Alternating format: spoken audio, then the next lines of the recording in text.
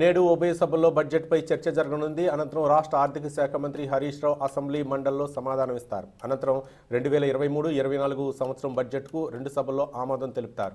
Assembly సమావేశాల ఎజెండాపై మా political bureau chief Ram assembly నుండి మరింత సమాచారం అందిస్తారు. సమావేశాలు ప్రారంభమవుతాయి. ఉదయం 10 గంటలకి అసెంబ్లీ మరియు మండలి సమావేశాలు కూడా ప్రారంభమవుతాయి. అయితే ఈ నెల 3వ తేదీన ఉభయ సభలను ఉద్దేశించి ప్రారంభమైన గవర్నర్ ప్రసంగంతో ప్రారంభమైన అసెంబ్లీ సమావేశాలు కొనసాగుతూ ఉన్నాయి. ఈ నెల 12వ తేదీ వరకు అసెంబ్లీ సమావేశాలు ఉంటాయని చెప్పి ఇప్పటికే అధికారికంగా అసెంబ్లీ కార్యాలయ కార్యదర్శి తెలపడం జరిగింది. అయితే ఈ నెల 6వ తేదీన రాష్ట్ర ఆర్థిక శాఖ మంత్రి 3,90,000 పైచిలకు రాష్ట్ర 2023-24 సంవత్సర బడ్జెట్ను ప్రవేశపెట్టారు.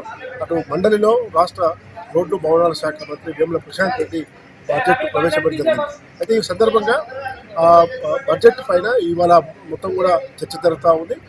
బడ్జెట్ ఇప్పటికే ప్రతిపక్షాలైన కాంగ్రెస్, బీజేపీలు తీవ్రంగా వ్యతిరేకించాయి. అధికార పార్టీ మాత్రం మంచి ప్రజా సంక్షేమ బడ్జెట్ ఇది, ప్రజారంజక బడ్జెట్. ఖచ్చితంగా తెలంగాణ ప్రభుత్వం ఈరోజు దేశానికే రోడ్లు మోడల్గా ఉండేందుకే ఈ బడ్జెట్ ప్రవేశపెట్టిందని రాష్ట్ర ఆర్థిక శాఖ మంత్రి హరీష్ రావు చెప్పడం జరిగింది. ముఖ్యమంత్రి కేసీఆర్ కూడా ఈ బడ్జెట్ పైన ఇవాళ ప్రసంగించే అవకాశం. మండలిలో కూడా మధ్యాహ్నం తర్వాత రాష్ట్ర ఆర్థిక శాఖ మంత్రి ఈ బడ్జెట్ పైన క్లారిఫికేషన్ ఇస్తారు.